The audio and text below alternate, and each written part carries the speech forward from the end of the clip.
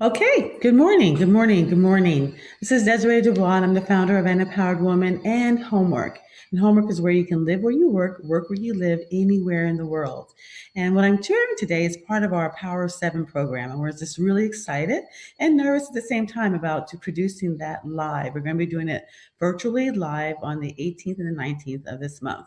So, one of the parts that we talk about is sponsorship because the whole program is designed to be able to share with you how to monetize your expertise, get more credibility, visibility, and revenue streams, but also how to gain additional $100,000 in your business. Sponsorship is one of the ways to do that. It's a great way to be able to fund your dream. So let's talk about the different types of sponsorships. And there's probably a lot more that I'm going to discuss today, but the three major parts are the financial sponsorship, a company, program, product, or service that pays you to be in front of your audience. The second way is an in-kind sponsorship. Someone that will give you in exchange for services. For example, we had a sponsor, US Bank was our sponsors for an events that we're doing. They gave us the facilities to use on a monthly basis. They also provided the food and the wine for that event. So that was in kind. They didn't give us money, but they gave us something that would have cost us money, which is equally as valuable. And then the other kind of sponsorship is media sponsorship, promotions in a magazine and a radio show and a TV show, the media that's being able to take your event or your whatever it is and be able to give you media, give you exposure. And that too is very valuable. So that's what sponsorship is, someone being able to support you and being able to get not only your word out to the world, but being able to be attached to your market.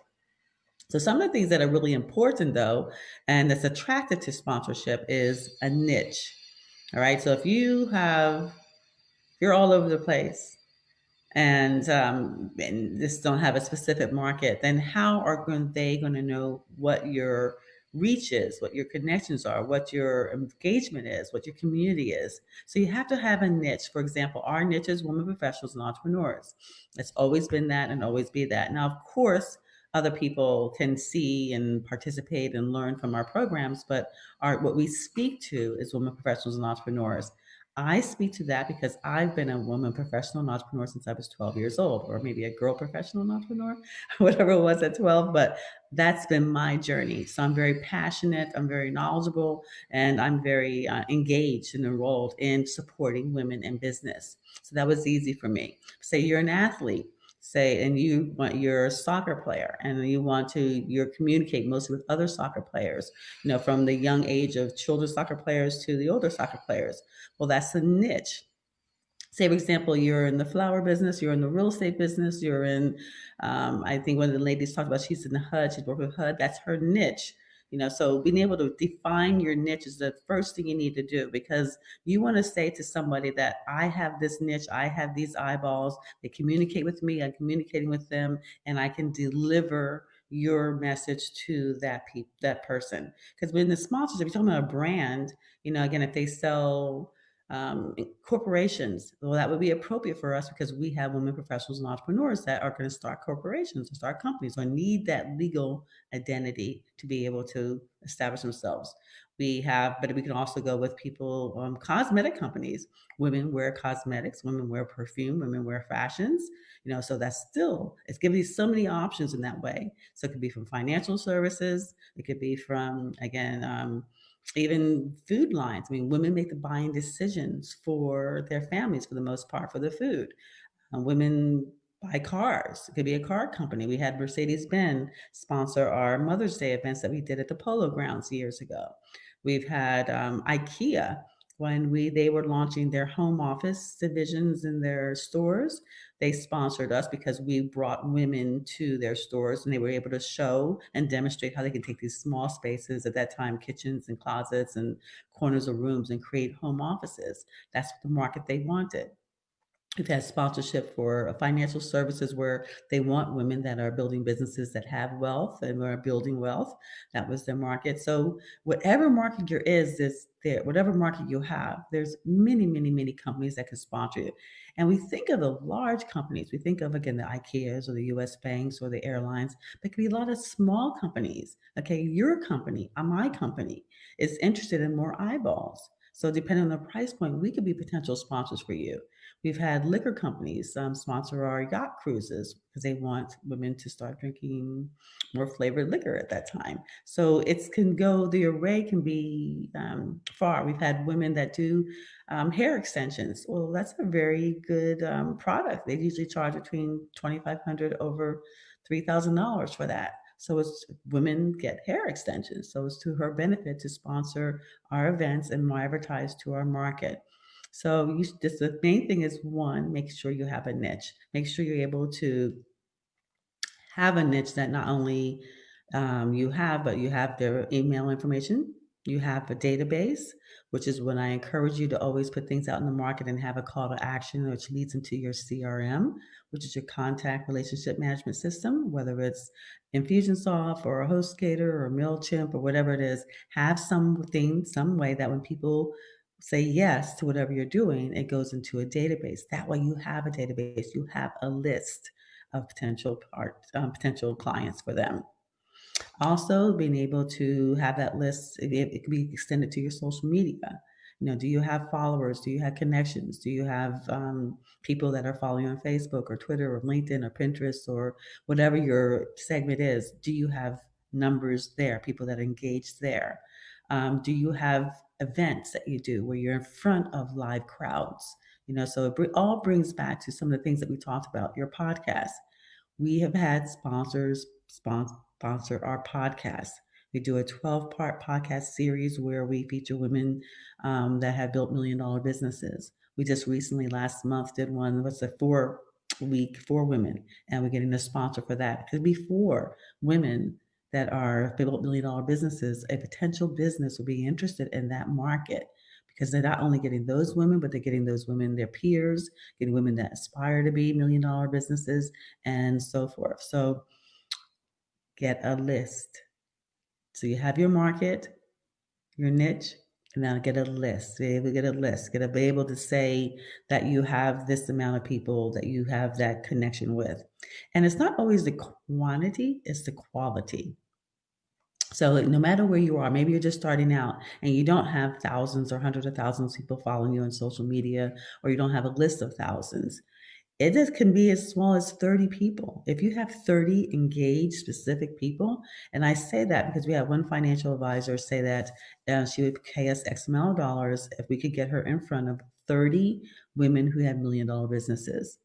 Because she knew that out of 30, maybe her rate, maybe she got 10% of that, you know, or maybe and then that, for example, that one person is going to be worth the dollar amount in, you know, her investment, which I'll talk about in a minute. So it doesn't have to be a lot. It just has to be specific. Again, so think about now, take a moment to think about what specific market do you have that people would want to do it, and think about what companies you have or you know of that would want to be able to engage in that market. Now, one of the things that it's easy to do is that who are you engaging with?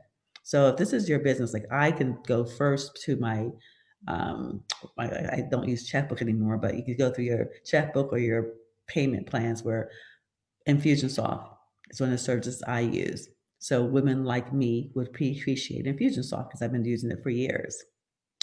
It could be, I also use Cabbage. I also use PayPal.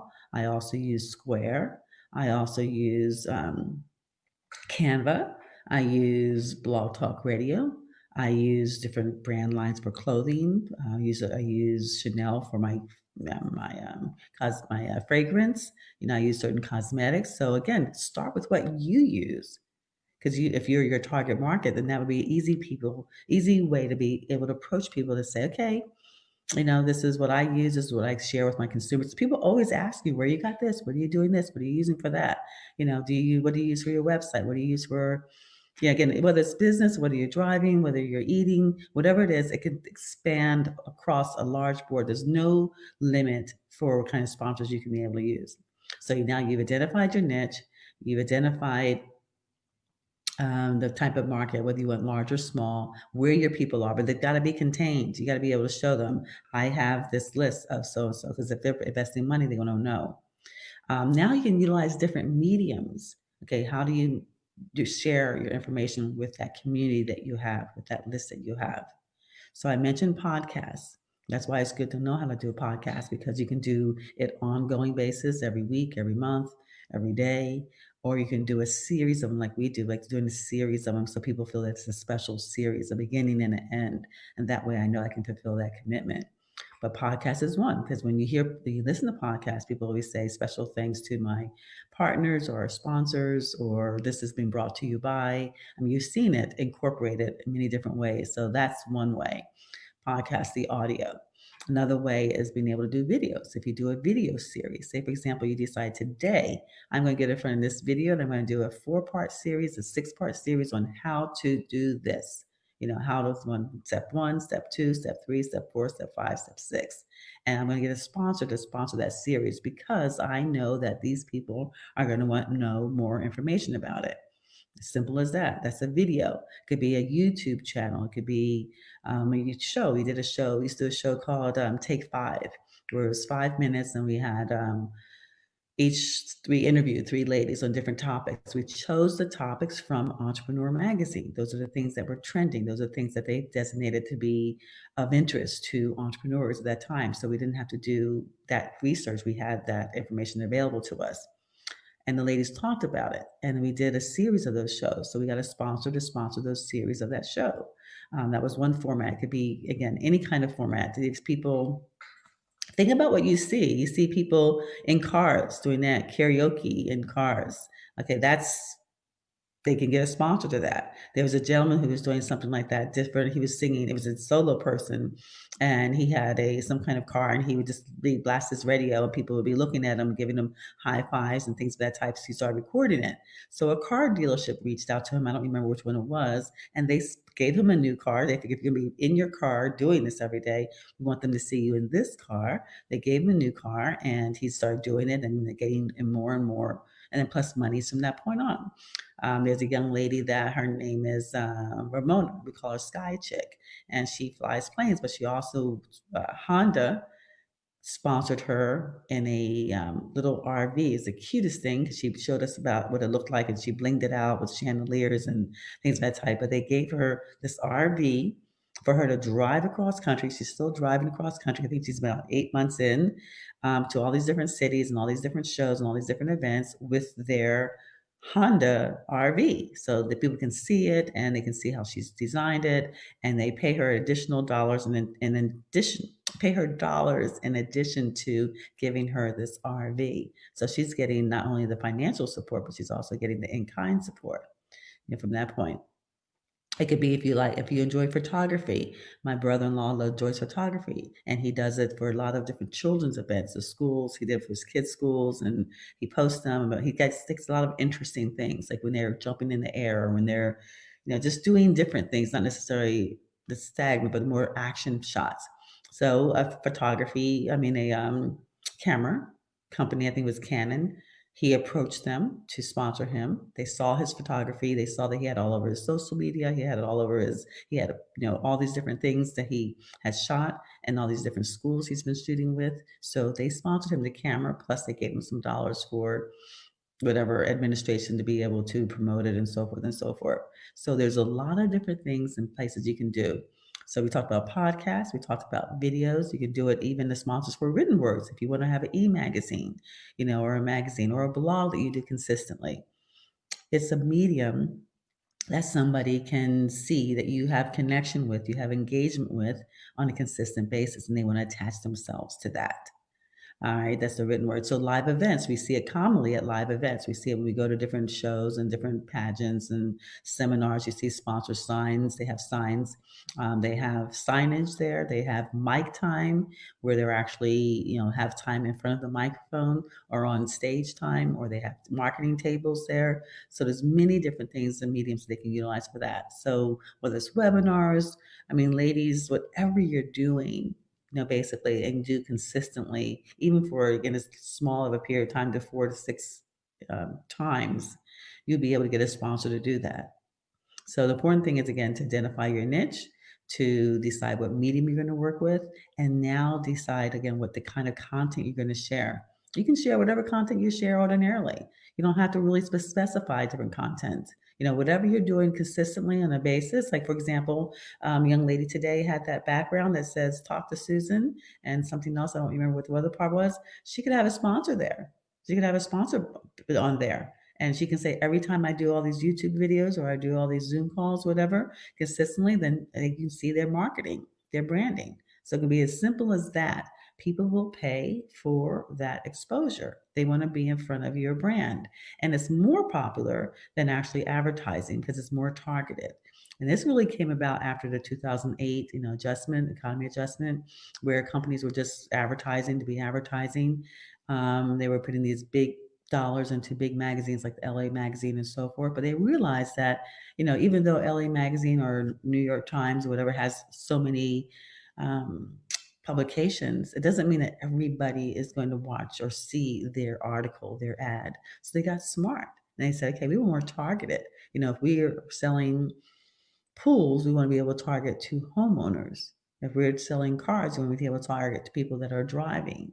So things of that type. If you're selling eyeglasses, we want to target people that need eyeglasses. That market that would need eyeglasses. So that's what you want to think about as far as different mediums that you can have them that you can create, different content you can create to be able to put their branding behind it.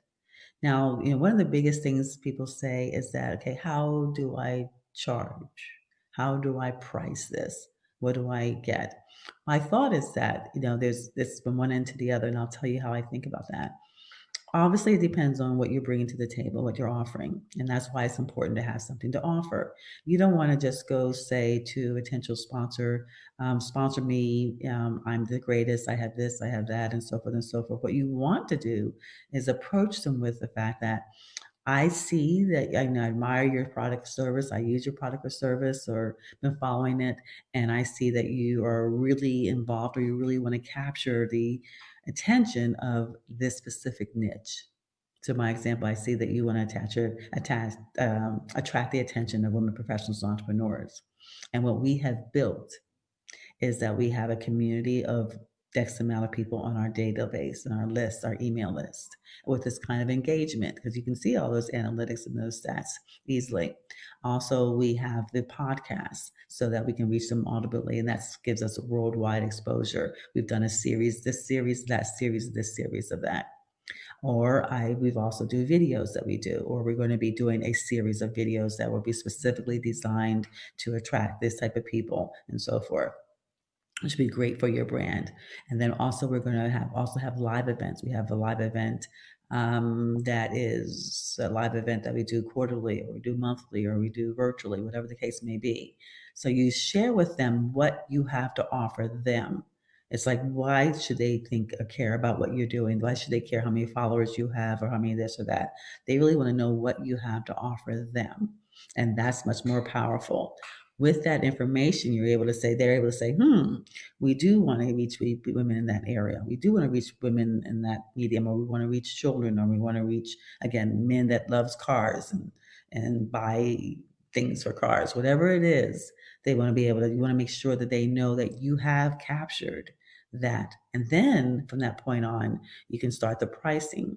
If you're really just involved in social media, there's this app called the Social Media Blue Book. And literally, there's a free version, you're only allowed one platform at a time, but you go to the Social Media Blue Book and you can put in your Instagram account and they can tell you, they analyze it, they can tell you, they give you a range of what you could charge for that. Or you can put into your LinkedIn or your Facebook, whatever one you want. If you get the extended version, you can actually put in more than one social media platform, or you can just do one at a time or create different accounts. But that is one way, if you're heavy in social media, to be able to get an assessment. It's just a blue book like a car. You go into your car, you get a range of what the price you could get for your car. That's what it is for social media. So that's one way. But the second way I think about it is one, you ask questions, you find out what they've done so far. I mean, what have they spent? What do they have in their advertising budget, first of all? Like, what have they spent in the past and how that's worked for them and what they still have left in their budget? Because if it's a company, a smaller company that maybe only has $10,000 in their budget and you're willing to quote a $50,000 sponsorship, it's not for naught. It's not going. They're going to say no, we can't afford it, and they're not even really going to feel that whatever else you offer them is going to be of value because you started with the 50,000 and that's your price point. So they think if they got it for $10,000, it's not really going to be substantial. So what I try to do is find out from them what they spent money on in the past. So have they spent 5,000, 10,000, 50,000, 100,000 in the past? So that whatever number I get them, it's not going to cause them to shock. No shock. I don't want the shock value here. So that they're not going to, feel like, oh my gosh, that's like way too much out of our league. If you can find out what they spent in the past, and you can find out how that worked for them. So they said, I spent $50,000 and we did a magazine ad and we didn't get anything from it, blah, blah, blah, blah. Then I know what their objectives are. Then I know, okay, they didn't get any response from that magazine ad because maybe it was, I don't want to say any names of magazines, but it was a huge magazine and not everyone's seen that ad. Maybe they go, it's a fashion magazine. Maybe they look at the clothes. Maybe they look at the, things in the back of the ad. So I can counter that. I can talk to that. I can show them how sponsoring what we're doing is more targeted and how they would have that success by partnering with us. Maybe they said that they did live events before, but they never got any response to them. We'll say, how did that happen? Like, what did you do live? Did you have a marketing table? Did you have time to speak in front of the crowd? Did you have an offer? Again, maybe maybe they were there, but maybe they just had a banner in the space and no interaction with the people, no connection. Maybe they didn't get the list of the attendees. Maybe something as simple as that. You can say, okay, wow, all right, well, we want you to participate in our live event, but this is what we're going to do. We're going to include you in the invitations prior to the event so that even the people that don't come to the event can click on a live link, not just your name, but a live link that takes them to whatever page or landing page or whatever it is from that point on. How that's important, because if they just put a link, if they don't have a link, they see your name, they're not going to drive any traffic. So you want them to drive traffic. It's not any big deal to add a link to their name or to their logo that's on your literature. If it's not a live link leading to a certain place, they won't know where it came from. So maybe all of a sudden they had an surge of sales, but it didn't designate to a special landing page or a special person. And so they don't know where it came from. So when I'm going to do that, I say, can you or somebody specify a landing page or opt-in page or a giveaway so that those additional click-throughs came from us, came from our marketing. So that's one simple thing that you can do to give them more activity immediately. And then also you can set it up where you get notified and they get notified. So you're able to really say that, I see you got 50 people, that came through just by your link, just be on our invitation that we send out to our database. So you have a database of 10,000 people. It's really realistic for people to say that 10 people will click on a link if it's of interest to your audience. And if they're tracking that, that's 10 people more than they had before. So there goes some value. Then if they show up at the link, you can say, listen, we can have you at the front door in your, sometimes we had AT&T sponsor some of our events and they came to they greeted our ladies at the front with their AT&T branded golf shirts. And so people immediately knew they were from AT&T. And what they did is they welcomed them. Thank you for coming. If you prepaid, go to this line. If you need to get your tickets, go to that line. Simple as that. But immediately when people walked into the room, that they were able to see where that branding is from. So then further, when we had drawings at the events, and so we let them host a drawing, which means that was a time at the end of the program where people waited, they wanted to see what the drawing was. They were able to offer a gift prize or something as well. So they say, hi, my name is so-and-so from so-and-so. Thank you so much for coming. I'm glad to be here because AT&T offers a great business accounts, and for to be able to get a designated you get a designated representative. If you have any problems, you get discounts and blah blah blah blah. So they were in front of the room. They got front of the room mic time is what it's cost. Then they were up there for the full time as other people had drawings and things of that type. Or they can be the person that introduces you on, introduces you off. They can be a part of the program as opposed to just like a standalone. Then they had a marketing table there, of course. So people wanted more information. They had something for free or something for opt-in or something discounted. I mean, a reason for people to go and to act now. So now even just that, and then they had signage there. In addition, maybe their signage was at the front door or signage in the room, signage near the marketing table. I mean, just at that one event, they were significantly present And that made the difference in them just having a banner someplace where people could see or not see, or engage or not engage with them. So that's why it's important to ask what they've done and how it's worked for them. I would not have ever known that that's important to them if they had not told me that they did a live event and nothing came of it. Would have never known that I could offer more to that live event, if I didn't ask that question. So asking that question is imperative. So say, for example, they've done a series of different things. Ask what they did, ask they invested in it, what it cost them, and ask what the return was. But most importantly, ask them how they were able to determine that return. Okay, were there stats? Were there lists? Were they like sometimes the value has been, we used to do these dinners for financial planners. And I use that as an example because they don't have the ability to do a lot of blatant advertising. And some other industries, like even attorneys or even doctors, who did a lot for a lot of doctors, because OBGYNs and one doctor, Dr. Gail Jackson, does a lot of bioidentical hormones, which is women professionals and entrepreneurs, is her market.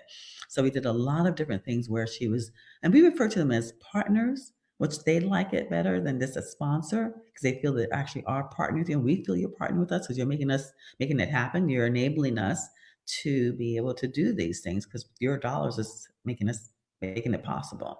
So we're partners. So we're incorporating them in our fabric of what we're doing. So knowing what they've done in the past, knowing what they've invested in the past, and then you being able to say, this is how we do it differently. And then also, I have a boilerplate sponsorship package kind of program where I give them price points, or some of them I think we don't. Even on our sponsorship page on our website, we don't have this price point. What we say is, this is what we offer sponsorships. We can offer sponsorships, and we like to customize a package for them. And it starts at $10,000. And that's what we have on our website now. That, starting at $10,000. So it means, okay, yes, they know there's a starting point. So they're not guessing whether it's $500 or $5,000. We start at $10,000. But this is our buffet. This is our array of things that we can do to be able to share their brand with our community. And with me asking them what they've done, what they haven't done, what's worked and not worked, I'm able to customize a package that will work for them. I found like we had Fusionsoft at one point sponsor programs. Their thing is they want to do webinars. They just really, branding was good at the live events. Having the marketing table is good, but they didn't really care about the podcast or anything else. They really wanted to do webinars. That's how they got the enrollment. That's how they got their engagement. So I was able to customize an event where we introduced them to our community, and they had a table and they had the mic time and all that jazz. And they actually even had bags where they gave different things away to people, to the attendees. But the big thing was that we launched a series of webinars that they gave on how to utilize Infusionsoft to market, and that was very successful for them. So again, you're able to customize it. But it started at $10,000, so they knew that was a buy-in. But they were able to justify it because at that time, well, their program was pretty expensive, and at that time, they had like a $3,200 buy-in. So all they needed was 4 people to get their ROI. So that's the next important question. And when you're talking to sponsors and sponsorships, what is their price point? Where does it start? And they say, I know it may vary from high to low or low to high, but what is your price point? Because you want to know, again, what they need to achieve to be able to accomplish an ROI. So, for example, if they say their product is $35, they have a $35 bracelet or a $35 item. It's going to take a lot of $35 sales, which is not impossible because they're easy sales, to be able to figure and invest $5,000 to make it worth their while, to be able to double their money, triple their money, and so forth. Whereas if it's like an attorney, and an attorney does corporations, and the corporations start at $1,500, then $5,000, all they need is 3 to get their money back, to be able to get more of their investment. So got to have an idea and realistic, and let them tell you what their idea of their price point. Say, for example, they have services that range anywhere from $100 to $5,000. What do they want more of? Do they want more $100 clients, or do they want more $5,000 clients, or do they want more of $2,500 clients, what do they want more of? I asked you that same question. What do you want more of? So what do they want more of? If they say, I want more $5,000 clients, you know, if I want more luxury home buyers, I'm in real estate, I want more luxury home buyers, great. Those are people that, so then you start talking about jumbo loans, you talk about luxury homes, you talk about luxury things that would identify, would reach and communicate to those people who are looking for that. So find out what they're looking for more of. Then you're able to say, okay, great, Mr. So and so, your price point is $5,000 a person. And if you're given an audience of 100 people, which is a fraction of what my database is, but let's say 100, 1%. If you've got 10,000 people, that's 1%, 100, well, I don't know, I guess it's 100, whatever percentage that is, it's a small percentage. I'm not doing the math. Um, that's possible to do. Do you think that's possible? Yeah, I think it's possible because half of that would be 50,000. No, what did I say? Half of that would be 5,000 and half that would be 2,500, 2,500 people. So it's a very small percentage. That's realistic. So if you were able to get 100 people to say yes to being interested in your product, program, or service, and you were able to close out of 100 people, only one of those people for $10,000, then you made that $10,000 back. Now, if you're, so that's the, if my investment, if I asked to you is $10,000, one person. If it was your program is $5,000, it'd be two people. But say out of 10,000 people, more than two engaged in your service. So say 10 of them did. Then that's 10 times 5,000, that's $50,000. So for you to think about whether investing $10,000 is worth your while, think about how many people you really need to say yes, that you need to convert with your magnificent, awesome product, program, and service that I endorse because I use it or I vouch for it to my community that I have leverage with, that I have influence with. Then your ROI is there. And then it's a no-brainer. Then it gets to be stupid if they say, well, it's not going to work for them because you've dummied down the numbers so low that it's almost impossible for them not to be able to accomplish their goal. So we talked about the niche. We talked about the different platforms you can use. We talked about a different types of products, but also now talk about the pricing. So you can use the pricing again based if you're social media heavy, then you utilize that as a starting point or it's a different point. If you are not, then just utilize what you do have, the influence you have and who you have influence over. That's the pricing. So, sponsorship. Sponsorship is the ability to be able to get another party that wants your market, that wants your eyeballs, and be able to pay for it and be able to benefit from that investment. And it can be, again, a live event, it can be a virtual event, it can be any event. It can be a small group, it could be a large group. It could be, again, in numbers, it could be just anything. It could be, I mean, there's so many different examples that I can share with you of sponsorship again. And like for even a small amount, for example, we have our membership, and our membership is $497 a year. So it's $500 a year. And a young lady approached us. She has a radio show that she does on Blog Talk Radio, not a big deal at all. But she says, I say, how often do you do it? She does it every week. How long have you been doing that for? She's been doing it for years. I don't remember now. It was a couple years ago. And she was asking for $500. So I thought, okay, yeah, she's got people there. She's got a community there and she speaks to them. I don't care whether it was 10 or 20, even if it's just 20 people that she had following her. All I needed was one. She was asking for $500 a month. So I said, all I needed to get was one a month to get my money back. And if I got two a month, then I was able to double my money. So why would I not spend $500 to be able to double my money? And why would I not? And if she got more, I would increase it to more and so forth. So I'm saying that to say that it doesn't have to be a large amount. Say, for example, you have a project right now and you just need funds to be able to pay for the project itself. Like we've had projects where we say, we have this budget for our producing the podcast and for our cameras or whatever we're doing, and the marketing of it, and that maybe comes to $6,000. So you want to be a partner with that and cover those costs. Maybe they weren't giving us the money directly, but they paid for that.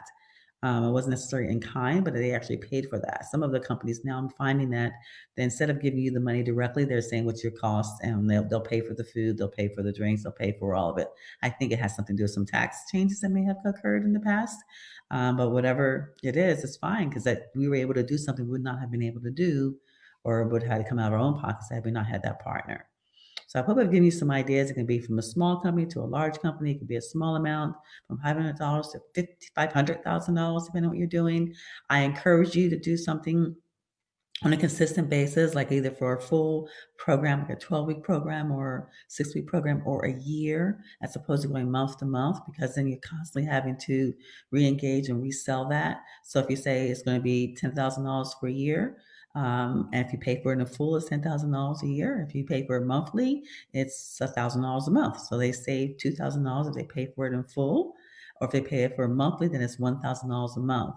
If you do a monthly sponsorship program, make sure you're very, very clear that that's the payment option. It's not an option for them to say after month 3 or 4, I'm not getting any results and I'm out of here. So if the commitment is $10,000 and it simply has to be paid on a monthly basis, or it's payable X amount of dollars. No, wait a minute. The commitment is $12,000, but it's being paid at $1,000 a month. Just like you buy a car and your loan is $30,000 and you pay that loan off every month.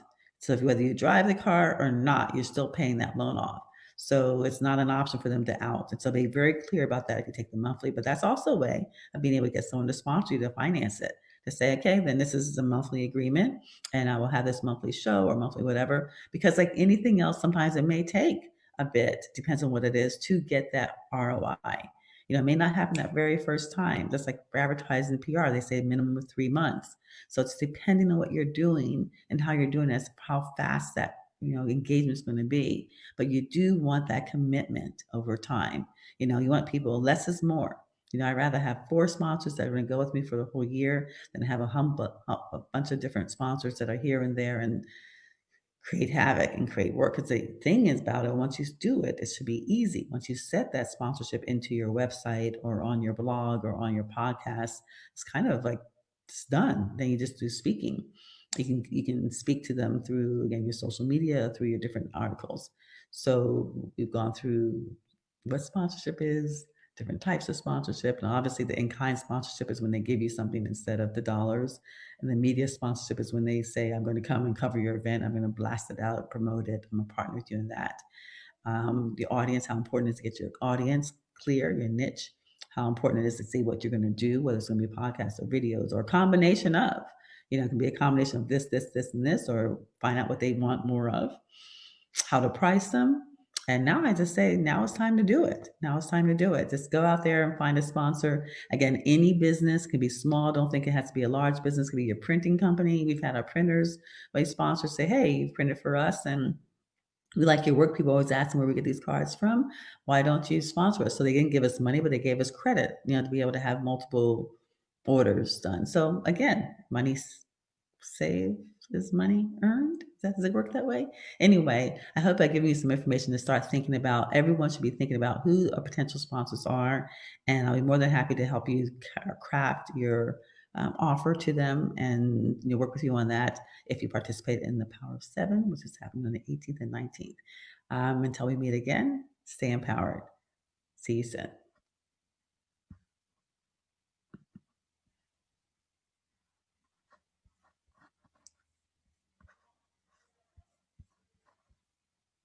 I gotta figure out how to stop this without stopping the event.